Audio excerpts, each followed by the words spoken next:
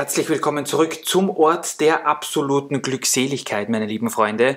Wir haben uns irgendwann mal in der Geschichte dieser Lego-Stadt die 9-Volt-Eisenbahn angesehen und viele von euch wollten dazu einen zweiten Teil. Das Video ist übrigens verlinkt oben, da geht es um alle Züge, die es in der 9-Volt-Ära gegeben hat. Heute schauen wir uns die Zubehör Sets an, denn in den 1990ern und Anfang der 2000er Jahre hatte Lego allen Ernstes die Idee, nicht nur Züge auf den Markt zu bringen, sondern auch jede Menge coole Zubehörsets, und wir haben davon wahnsinnig viele. Übrigens, Rita ist dort drüben, sie pfuscht schon wieder irgendwas bei ihrem Schwimmbad herum, aber es wird sicher schön. Den Bahnhof nicht an.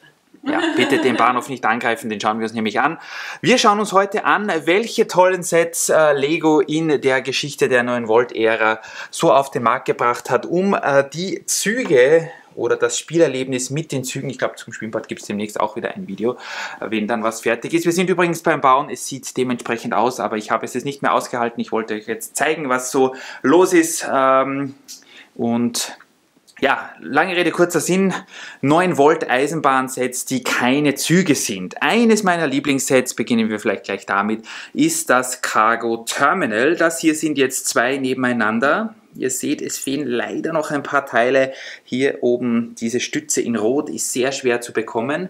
Das ist ein Set, welches grandios war damals und auch noch heute grandios ist. Man nimmt eine Straßenplatte, die war übrigens dabei, Gleise, und dann kann man schon spielen damit. Ich kann mich gar nicht erinnern daran, wie oft ich meine Güterzüge hier be- und entladen habe. Es ist einfach total cool, hier mit den Kränen auf diesen Schienen hin und her zu fahren. Hier kann man kurbeln und dann auch natürlich die Container aufnehmen. Es ist ein Waggon dabei gewesen, das ist dieser hier, mit drei Containern drauf, einmal Mülltonnen, einmal ein geschlossener Container. Ich glaube, das sind Briefe, die da drinnen sind, und einmal dieses Rennauto, und es ist auch ein kleiner Lastwagen dabei, den sehe ich jetzt im Moment nicht, aber den werden wir sicher im Laufe der Geschichte, jetzt die wir hier erzählen, nochmal irgendwo im Layout, ach, hier steht er. Dieser blaue Lastwagen ist hier dabei gewesen. Der Container glaube ich nicht, der kommt aus einem anderen Set. Aber das ist doch typisch 90er Jahre, oder? Hier oben mit dem kleinen Büro, da wird Kaffee getrunken. Unten in der Kommandozentrale werden die Kräne gesteuert. Also das ist wirklich ein tolles Set. Wir haben es einmal original von mir damals aus meiner Kindheit und einmal noch separat gekauft. Ja, Cargo Terminal, ich glaube aus dem Jahr 1996. Dann der Waggon daneben, das war auch ein separates 9-Volt-Set. Hier ein, ja, so ein Doppelstock-Container-Waggon oder wie auch immer man das nennt. Ähnlich wie der TTX, den wir auch dann nachher gleich mal anschauen werden. Hier war auch ein Lastwagen dabei, und da bin ich mir jetzt auch wieder nicht sicher, welcher das war, aber ich glaube, es war der hier oder eines so ähnlicher wie der hier. Das heißt also auch ein langer Container, der natürlich nicht überall drauf passt, aber da ist Spielspaß ohne Ende angesagt. Ich sage es euch, Leute, fantastisch. Dann haben wir ein Set, ich glaube, das ist das Set, was wir am öftesten in unserer Lego-Stadt verbaut haben. Es ist dieser Bahnübergang aus dem Jahr 1996. Ist ein sehr klassischer Bahnübergang, der aber seinen Zweck erfüllt. Wir haben ihn hier original aufgebaut. Das Einzige, was fehlt, ist, es wäre so ein klassischer Lego-Baum noch dabei, und wir haben natürlich, da wir hier eine Doppelgleisanlage haben, den Bahnübergang ein wenig verbreitert. Die werden immer teurer. Die Leute wollen an allen Anschein nach Bahnübergänge. Kann man natürlich super auch verwenden, wenn man eine neuere Bahnanlage hat, Powered Up oder auch Power Functions. Viele von euch werden ja vielleicht Veteranen sein, die kennen natürlich alles, was Lego in den 90ern auf den Markt gebracht hat. Andere werden vielleicht diese guten Sachen alle verpasst haben, weil sie einfach noch nicht auf der Welt waren oder damals noch mit Duplo gespielt haben. Wie gesagt, dieser Bahnübergang ist total super. Wir gehen gleich zum nächsten. Das war mein erster Bahnübergang. Den haben wir hier aufgebaut, etwas versteckt unter der Monorail. Hat ein wenig andere Schranken. Die sind nicht gebaut, sondern solche großen Teile hier. Und auch das ja, Führerhäuschen hier, der Schrankenwart ist ein bisschen kleiner. Aber nichtsdestotrotz ein total cooles Set. Nur die Leute können hier nicht. Der andere ist ja mit so einem kleinen Bahnsteig versehen. Da können da die Leute auch ein- und aussteigen aus dem Zug. Hier ist nur ein Bahnübergang. Und der hat mir auch als Kind immer gefallen und gefällt mir natürlich wahnsinnig gut nach wie vor. Schauen wir ein bisschen nach hinten, da haben wir noch mehr. Es sind auch Waggons damals auf den Markt gekommen, und zwar der hier, wir haben ihn hier in doppelter Ausfolgerung, der natürlich auch seinen Zweck hier erfüllt. Hier wird gerade beladen. Bei dem waren auch noch so Zubehör, so eine Entladungsstation dabei, die habe ich hier aufgebaut, zweimal an der Zahl. Das heißt, wenn hier ein Zug vorbeikommt, dann kann der Waggon hier be- und entladen werden. Die rollen extrem gut, sind auch schon relativ selten, und hier kann man an diesem Brick ziehen und dann wird unten entladen. Das mache ich jetzt nicht, weil sonst fliegt wieder alles herum. Ihr wollt ja ein Video sehen und nicht mich, wie ich hier zusammenräume. Ja, als nächstes die Legende unter den 9 Volt Zubehörsets aus der World City Reihe 10027, der Lokschuppen. Das hier sind insgesamt 4 Stück Lokschuppen. Es ist unglaublich, dass Lego damals auf die Idee gekommen ist, sowas herauszubringen. Also es sieht im Original dann so aus. Es ist so ein Set, welches auf einer Seite offen ist, dass man es bespielen kann. Hier seht ihr auch, wie cool das da drinnen eingerichtet ist. Ich weiß nicht, ob das hell genug ist, aber sieht fantastisch aus. Hier mit Drehbank, mit allen möglichen Ölfässern, hier sogar einem Kran und so weiter. Wir haben das Set auch sogar mal in einem Review vorgestellt, wenn ich mich nicht täusche. Mit Kaffeemaschine. Eine Kaffeemaschine natürlich ist auch dabei, wie könnte es anders sein. Auf der anderen Seite ist das Set geschlossen, hier mit diesen coolen schwarzen Schiebetüren, die ganz selten ist. Übrigens auch den Fensterteilen, die sehr teuer geworden sind, die Türen. Also das Set ist nicht mehr günstig zu bekommen. Schaut auf jeden Fall, wenn ihr es haben wollt, ich glaube, ja, recht viel unter 250 bis 300 Euro wird man das gar nicht mehr bekommen. Wir hatten das Glück, dass wir relativ bald schon gekauft haben, vor fast 10 Jahren, und haben jetzt insgesamt 4. Die machen sich hier toll, man kann die dann nämlich natürlich auch zusammenschieben, so wie wir es hier gemacht haben. Dann haben wir ja ein komplettes Gebäude hier auch mit diesen schwarzen Türen hier, die sehr selten sind. Ein wirklich, wirklich schönes und tolles Set, dieser Lokschuppen. Dann schauen wir weiter es geht noch weiter mit Verladekränen. Es gab auch diesen hier, den haben wir auch zweimal, der sich auch an eine Gleisanlage stellen lässt. Ist, glaube ich, die Setnummer 4514, wenn ich mich nicht täusche. Ich werde es euch einblenden. Das heißt, hier kann man auch mit diesem ja, Kran nach vorne und nach hinten fahren. Das ist an einer Schnur aufgehängt und hinten kann man drehen, damit man hier die Last auf- und ablädt. Hier seht ihr es beim nächsten, da wird gerade was abgeladen. Wo das Fahrzeug ist, weiß ich jetzt wieder nicht. Das hat Rita wahrscheinlich wieder versteckt, aber wir werden auch das noch finden. Ich habe es heute schon mal irgendwo gesehen. Ja, tolle Sache auf jeden Fall. Natürlich darf man auch erwähnen, die Waggons, die passend zur Burlington Northern Santa Fe herausgekommen sind, sind diese TTX Intermodal Waggons. Die sind erstens mal extrem lang und sie lassen sich stapeln, die Container. In der Mitte ist dieser Truck, der den vorderen und den hinteren Waggon aufgehängt hat. Also auch das sieht sehr cool aus. Und das sind wahnsinnig lange Waggons, die aber sehr leicht auf den Schienen fahren. Also es ist wirklich wir müssen da auch wieder mal fahren, glaube ich, wirklich, ihr seht, mir fehlen die Worte. Es ist eine fantastische Sache, die auf den Schienen fahren zu sehen. Hier ist der Wagen vom anderen Kran, der gelb-grüne. Der passt zu diesem Kran, den ich euch vorher gezeigt habe.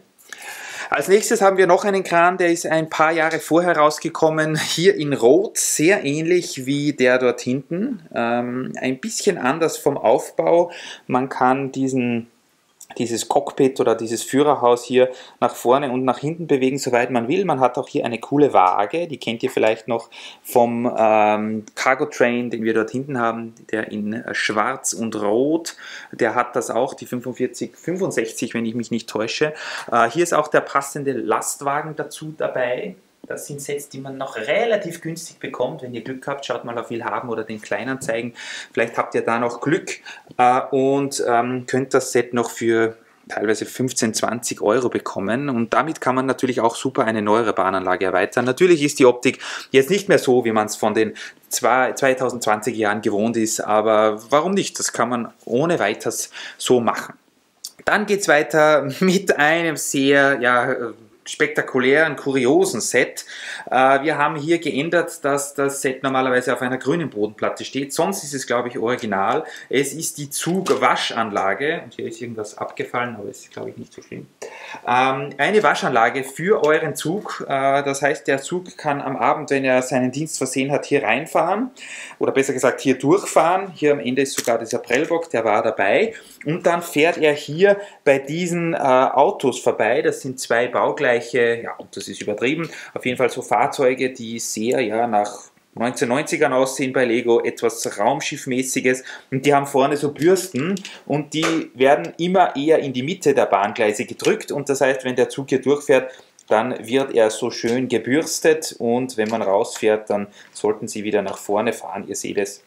Funktioniert einwandfrei, ein total cooles Set, braucht relativ viel Platz, ist auch schwer zu integrieren. Wir haben es hier jetzt gemacht, das Einzige, was wir wie gesagt gemacht haben, ist, dass wir die Bodenplatte gegen Grau ersetzt haben, dass es hier ja, von der Optik her ein bisschen schöner aussieht. Dann haben wir als nächstes, es geht Schlag auf Schlag, ihr seht es, ein Set, welches ich auch als Kind bekommen habe. Es ist so eine Verladerampe, die sich sogar, ich zeige euch das ein bisschen besser, die sich, also hier kommt man mit dem Auto rauf, das Auto fährt hier drauf, so, ja, genau, und dann kann man hier so umschwenken, dass man dann einen Waggon beladen kann, und das finde ich auch cool. Das hat Lego auch in den 1980er Jahren, glaube ich, mit der 12-Volt-Ära teilgemacht.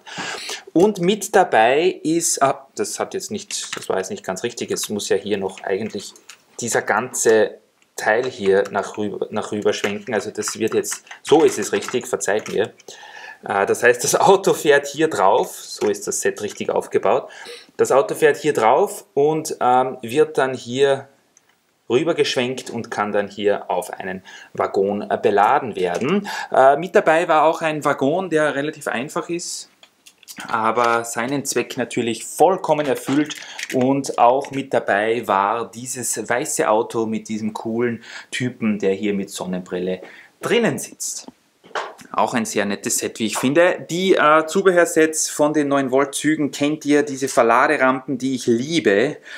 Hier für die 4559 und hier für die 45, jetzt bin ich überfragt, 61. Kann das sein? Bitte berichtigt mich. Ich weiß keine Setnummern mehr von 9-Volt-Zügen. 45, 60, 45, 61, glaube ich, waren die beiden. Die einmal mit und einmal ohne Trafo. Dann haben wir auch so kleine Sachen wie hier zum Beispiel dieses Zwei-Wege-Fahrzeug. Ein kleiner Kran, der natürlich hier, wenn auf der Schiene was zu arbeiten ist, auch diese kleinen Räder hier ausfahren kann. Er hat auch sogar Stützen, dass er abgestützt ist, und hier vorne so eine Schaufel, hinten kann man ihn an eine Magnetkupplung der 9-Volt-Bahn anhängen, also der ist auch total cool. Dann schauen wir weiter, ich glaube, wir müssen wieder in die Nähe von Rita. Wir haben jetzt noch ein paar, was macht sie? Oh, sie hat einen Teiletrenner. Die Waage hergezeigt, oder ist es kein Set? Welche Waage? Weißt du, da gibt es doch immer so eine Waage. Wo Ach so, ja, das ist bei dem Zug dabei gewesen, den ich vorher schon erwähnt habe. Natürlich wissen wir, welche die Waage ist. Bei der 4565 war ja dieses große Cargo-Terminal dabei mit den zwei Kränen, und hier wird alles beladen. Hier habt ihr den Zug, und umso schwerer hier die Last ist, umso weiter steigt hier das Gewicht hinauf. Das ist heutzutage leider nicht mehr dabei. Heutzutage haben wir meistens nur mal so kleine ja, Bahnsteige oder einen Gabelstapler oder sowas. Damals war das noch ein bisschen cooler. Apropos cooler, damals gab es auch noch Bahnhöfe, weil der gerade hier steht. Ich habe den nämlich hier aufgebaut. Dieser Bahnhof, er existiert bei Lego in Gelb und in Rot. Also es ist nicht das erste Mal gewesen, dass sie, so wie jetzt zum Beispiel beim Fiat 500, dasselbe Set in verschiedenen Farben rausgebracht haben. Es ist der große City Bahnhof. Der stand ganz am Anfang unserer Lego City Stadtkarriere mal irgendwo beim Stadtplatz in der Nähe.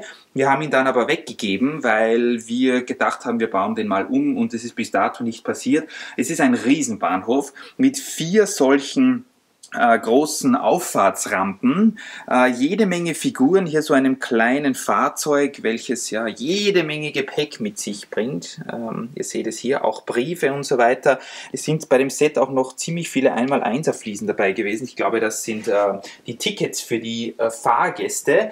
Und auch der hintere Bereich ist für ein Set aus dem Jahr, ich glaube 1991, sehr detailliert. Hier eine Imbissbude, wo der Koch drinnen steht, eine coole Leiter, wo es nach oben geht, auf die vergessen Sie heutzutage meistens, wo jetzt kein Kontrolleur sitzt oder kein Chef der Gleisanlage, aber das macht nichts. Und hier eine Dame, die wartet. Ein sehr schöner Bahnhof, wie ich finde. Der rote ist auch sehr schön, den hätten wir gerne, haben wir aber leider nicht. Der ist noch teurer und auch der wird jetzt immer teurer. Also der passt auch sehr gut in eine Bahnanlage jeder Generation, wie wir finden. Dann haben wir als nächstes, und ihr seht, es hat so viel gegeben in der neuen Volterra, dass das Video schon ein bisschen länger ist, aber es wird nicht weniger interessant. Wir haben hier so einen roten Waggon, der einen, ich weiß nicht, wie man das nennt, so einen Bagger aufgeladen hat, der vorne und hinten eine Schaufel hat. Vorne eine größere, hinten eine kleinere, sogar mit Anhänger, und der passt hier auch perfekt auf die Gleise, natürlich auch auf neuere. Das waren einfach so Sets, die haben... Ja, ich kann euch natürlich nicht mehr sagen, was die gekostet haben, aber das wären heutzutage so vielleicht 20 Euro Sets, und damit konnte man seinen Güterzug super erweitern, was man heutzutage ja nicht mehr kann, da nur mehr die Standardsets auf den Markt holen. Kann man nichts machen. Ich schiebe den Metroliner ein bisschen weg. Rita hat hier wieder ihre Fliesen platziert, wie immer. Denn ich möchte euch noch einen Bahnhof zeigen, den wir hier in doppelter Ausführung stehen haben. Es ist ein Bahnhof, der Freunde und Feinde hat. Ich glaube, die Setnummer ist 4513, wenn ich mich nicht täusche. Ist aus der World City Reihe Anfang der 2000er Jahre, wo Lego ja schon angefangen hat, extrem große Formteile zu verwenden. Die seht ihr hier und auch hier. Die wurden dann zum Teil auch bei den Alpha Team und Unterwasserserien und so weiter verwendet, teilweise auch bei Star Wars Raumschiffen. Es ist ein schöner Bahnhof. Ich habe mir dann etwas später gekauft. Wie gesagt, ihr müsst euch vorstellen, von Lego hat man nur genau die Hälfte bekommen. Wir haben ihn doppelt aufgebaut, da er hier eigentlich ganz gut hinpasst. Ihr habt hier Pizzeria, ihr habt hier Eisladen. Es ist natürlich oben im ersten Stock so eine Kommandozentrale, wo geschaut wird, ob alle Züge pünktlich sind. Hier mit Drehtür, die man auch von außen steuern kann. Ein großes Display, wo man sieht, welche Züge gerade ankommen. Hier mit einem Paket, mit einer Paketbox, wo man die Briefe und Koffer so reinschmeißen kann. Also ich finde den Bahnhof eigentlich ganz schön, mir gefällt er. Liegt auch daran, dass ich mit dieser Lego-Zeit auch irgendwie groß geworden bin. Wir haben aber schon gehört, dass es viele Leute gibt, die diesen Bahnhof speziell nicht so gerne haben, aber wir haben ihn jetzt hier mal hingestellt und uns gefällt er eigentlich ganz gut. Dann geht es weiter zu einem Set, welches diesen LKW hier beinhaltet. Ich wollte gerade schauen, wo er ist. So ein kleiner Tanklastwagen der Firma Oktan. Der gehört zu einem extrem seltenen und extrem teuren Set, und zwar es ist dieser kleine Tankerwagen. Ob ihr es glaubt oder nicht, liebe Freunde, das ist auch ein Set, welches noch nicht komplett ist, deswegen habt ihr es noch nie in unserer Lego-Stadt gesehen, oder glaube ich zumindest. Uns fehlen noch immer 4 Stück dieser Steine, die so abgeschrägt sind. Ich glaube, das sind Wedge Bricks, oder wie auch immer man die nennt, so, die es früher bei Ritterburgen öfter gegeben hat, so Steine, die so schräg nach drüben gegangen sind mit 4 Länge.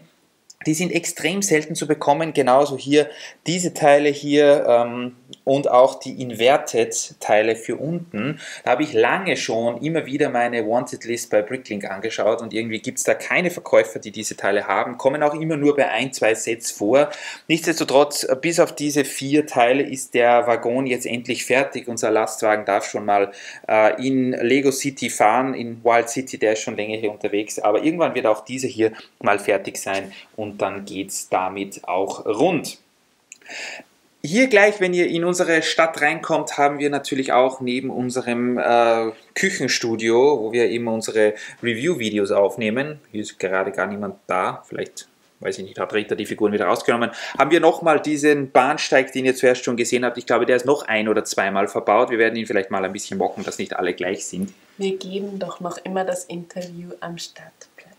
Das kann sein. Deswegen sind wir nicht Ja, hier. störe uns jetzt nicht bei unserem Bahnvideo. Wir wollen da jetzt den Bahnsteig filmen. Wie gesagt, der ist öfter in unserer Stadt verbaut. Hier könnt ihr auch nochmal von hinten reinschauen. Da ist der Typ, der hier kontrolliert, ob die Schranken zugehen. Ja, das kennt ihr. Dann haben wir ein Set, welches ich auch aus meiner Kindheit habe. Und zwar, es ist leider noch nicht in Wild City viel gefahren worden, aber nichtsdestotrotz total cool. Hier so einen zweiteiligen Waggon, wo auf dem einen so ein großer Kran drauf ist, die man hier natürlich auch aushängen kann und wo man hier tolle Sachen verladen kann. Hier ist auch eine Kurbel natürlich, dass hier jede Menge verladen wird. Stützen 4 an der Zahl und die unteren Teile sind hier auf dieser 4x6 Platte drauf. Das heißt, das ist dann das, damit der 100% fixiert ist am Boden und nicht umfällt. Dann ist hier so eine kleine Draisine dabei, mit der ich auch als Kind sehr gerne herumgefahren bin. Und auch so ein kleines Baustellenhäuschen, welches ich liebe, weil es erstens mal grüne Eisenbahntüren hat und da ist auch noch so ein Wagen drinnen, der vielleicht verwendet wird, um, keine Ahnung, auf der Baustelle Strom zu haben oder sowas. Also das ist wirklich auch ein sehr nettes Set. Ich bin mir jetzt nicht sicher, ich glaube hier bei diesem Häuschen fehlt oben so ein Haken, dass man den auch aufnehmen kann mit dem Kran, aber es ist ein tolles Set und ist, ich glaube, wenn ihr Glück habt, noch so ungefähr um 50 € zu haben. Aber das wertet natürlich jede Bahn, Baustelle, was auch immer ihr habt, auf. Es gab auch exotischere Sets. Als nächstes hier habe ich das mal platziert bei unserem Stadtplatz, eine Schneefräse, ob ihr es glaubt oder nicht, eine 9 Volt Schneefräse, ein kleiner Waggon hier, sehr spacig, ja, gebaut mit hier diesem verchromten Auspuff. Natürlich, der Typ kennt sich hier voll aus. Und ihr seht schon hier unten, oder ihr seht es nicht, keine Ahnung, läuft ein drittes Rad mit, eine dritte Achse, die hier mit den Schienen verbunden ist. Das heißt, dieses dritte Rad bewegt sich mit und da ist ein Gummiband drinnen und dieses Gummiband treibt dann hier diese Schneefräse an. Das heißt, wenn wir mal Winter in Wild City haben oder hinten im Winterdorf, oh, jetzt geht es nicht mehr. Jetzt ist wahrscheinlich der Gummi gerissen, das ist nicht so ideal. Wir wissen alle, was das bedeutet. Die Schneefräse funktioniert nicht mehr. Aber es hat zuerst funktioniert und das war die Schneefräse. Dann haben wir, lass mich mal sehen, noch einen wunderbaren Bahnsteig, der auch immer teurer wird. Ihr habt ihn sicher schon oft gesehen, wenn ihr mal ein Video von uns eingeschaltet habt. Es ist die 10132, ein sehr seltenes Set. Der große Bahnsteig mit diesem Übergang hier, den haben wir später in ähnlicher Form nochmal hier gehabt, aber das ist schon die Power Functions Zeit. Wir haben den ein bisschen erweitert, dass 2 Gleise drunter durchgehen. Der hat auch so eine seltene Straßenplatte, die ich euch später noch zeigen kann, die es nur ganz kurz gegeben hat. Und wir haben ihn auch hinten zugemacht, weil das hat irgendwie ein bisschen komisch ausgesehen, wenn man hier von dieser Seite reingeschaut hat. Und ja, ich liebe diesen Bahnsteig. Er ist, glaube ich, mein Lieblingsbahnsteig von Lego. Wir haben ihn ein bisschen gefliest, dass er sich ein bisschen besser in die Innenstadtoptik eingliedert. Und ich kann euch noch die Straßenplatte zeigen, glaube ich. Moment. Wenn ich sie finde, dann gibt es jetzt noch die Straßenplatte hierzu. Hier ist sie. Nein, hier ist sie nicht. Ich bin offenbar ein bisschen schlecht vorbereitet. Rita hat mich auch schon ausgelacht. Ich finde die Straßenplatte jetzt momentan nicht, aber ich werde es nachreichen. Nur ganz kurz, bei den Straßenplatten war Lego dann schon so weit, dass sie relativ breite Straßen genommen haben. Es war die Straße auch schon dunkelgrau, was ja bei den alten Straßenplatten noch hellgrau war, aber der Rand war noch grün. So wie bei den alten. Also es war so eine Mischung aus den alten und den neuen Straßenplatten. Sieht man heute nicht sehr oft, war auch eine sehr, sehr seltene Straßenplatte. Wir gehen weiter im Programm, so wie wenn nichts gewesen wäre, so einem wahnsinnig coolen Set. 2126 ist hier die Setnummer. Es ist die Erweiterung für einen Güterzug und da haben wir 4 vollwertige Waggons, 2 sogar lange, 2 kurze Waggons, eine Draisine und einen Lastwagen. Wir haben hier als allererstes mal diesen ja, Anhänger, diesen Waggon, der hier Weihnachtsbäume transportiert, hier mit den coolen roten Türen. Der sieht sehr cool aus. Dann haben wir hier einen Autotransporter, wo sogar die Leute noch drin sitzen. Zwei total nette kleine Cabrios, die kann man natürlich auch mit dem Kran, den ich euch vorher gezeigt habe, super aufnehmen und verladen. Hier sitzen die Leute noch drin, ihr seht es sind jede Menge Minifiguren dabei bei dem Set. Dann haben wir hier so einen Schüttwaggon, wo man hier ja jede Menge dieser 1x1 Roundbricks dabei hat. Das heißt, die kann man hier einladen und aufladen. Hier ist auch jede Menge Werkzeug dabei. Und zu guter Letzt haben wir hier einen Tankwagen. Hier sind nur die Sticker schon ein bisschen schlecht, aber das Set ist sehr schwer zu bekommen, kostet teilweise 150, 200 Euro. Hier mit den großen Fässern, Schlauch, hier der Kollege kennt sich natürlich aus und hier wird ja Diesel für Lokomotiven betankt, damit die immer genug haben. Mit dabei ist auch noch diese kleine coole Draisine, die mir auch sehr gut gefällt. Wirklich extrem gut ausgerüstet mit Werkzeug und Co. Und ein kleiner Kipplaster, auf dem man natürlich diese 1x1 Röhrchen aufladen kann. Also das ist, muss ich sagen, eines der besten 9-Volt-Sets, die es gibt, abgesehen von den Zügen. Ich habe das Set damals, kann ich mich erinnern, noch für ungefähr 50 Euro bei Willhaben und den Kleinanzeigen gekauft. Wurde dann immer teurer und ist heute fast unbezahlbar, weil natürlich jeder diese extra Waggons haben will für seine Zuganlage. Weil es, ja, wie ich schon gesagt habe, die von Lego natürlich leider nicht oder nicht mehr gibt. Was haben wir noch? Wir haben noch einen weiteren Bahnhof, den ich auch schon aus meinen Kindheitstagen habe. Wie könnte es anders sein? Er ist hier in der Ninjago City. Er ist auch doppelt aufgebaut oder ein Dreiviertelmal. Es ist der rote große Bahnhof, ich glaube aus dem Jahr 1996, der sehr ähnlich ist wie der gelbe. Also das ist der Vorgänger von dem gelben Bahnhof, den ich euch vorher gezeigt habe, mit den großen Teilen. Man sieht auch hier schon relativ viele große Fensterteile. Die Rampe ist, glaube ich, relativ ähnlich. Das Fahrzeug, was hier herumfährt, ist nicht original. Da ist auch so ein Gepäckwagen dabei. Den müsste ich noch raussuchen. Oben, wie könnte es anders sein, eine Pizzeria. Links werden Koffer gehortet und rechts unten ist die Küche. Bei uns fungiert dieser Bahnhof unter anderem als Monorail-Stütze. Da können die Leute dann hier aussteigen, wenn sie nicht mit der Monorail gekommen sind und sind dann gleich am Strand. Und ich habe hier dasselbe Gebäude nochmal an der Rückseite aufgebaut, allerdings ohne diese Auffahrtsrampen, denn da wäre zu wenig Platz gewesen. Und es gibt auch hier viele Kritiker dieses Bahnhofs, weil sie sagen, ja, die großen Fenster und alles ist so einfach gebaut. Natürlich, ich habe darauf einen anderen Blick. Mir gefällt er nach wie vor eigentlich sehr gut, weil es der einzige Bahnhof war, den ich als Kind lange Zeit gehabt habe, aber ja, natürlich gibt es bessere Bahnhöfe. Wir werden jetzt in nächster Zeit ja auch mal diesen Platz hier bebauen. Ich hoffe, die Bauarbeiten am großen Wild City Bahnhof starten in nächster Zeit. Ich bin jetzt gerade im Überlegen, ob wir noch irgendein Set vergessen haben. Frau Assistentin, es gibt bestimmt noch irgendwas, was wir vergessen haben, aber mir fällt es jetzt momentan nicht ein. Sollte noch ein Set ausständig sein, dann werden wir das nachreichen oder vielleicht haben wir das Set ja auch gar nicht. Könnte auch sein, dass wir nicht alle 9-Volt-Sets haben. Wie gesagt, den einen Bahnhof in Rot haben wir nicht. Das wäre ein Skandal. Wenn wir ein Set nicht haben oder nicht gezeigt haben, dann schreibt es uns, dann werden wir das demnächst mal aufbauen, kaufen oder was weiß ich. Die 9-Volt-Zeit war auf jeden Fall total cool und man kann so viel spielen und man... Ja, wie gesagt, es ist total schön zu sehen, dass man die Züge erweitern konnte mit Waggons, mit Cargo-Terminals, mit Bahnhöfen, auch so exotischen Sachen wie der Schneefräse. Also wie gesagt, da war der Fantasie waren hier keine Grenzen gesetzt.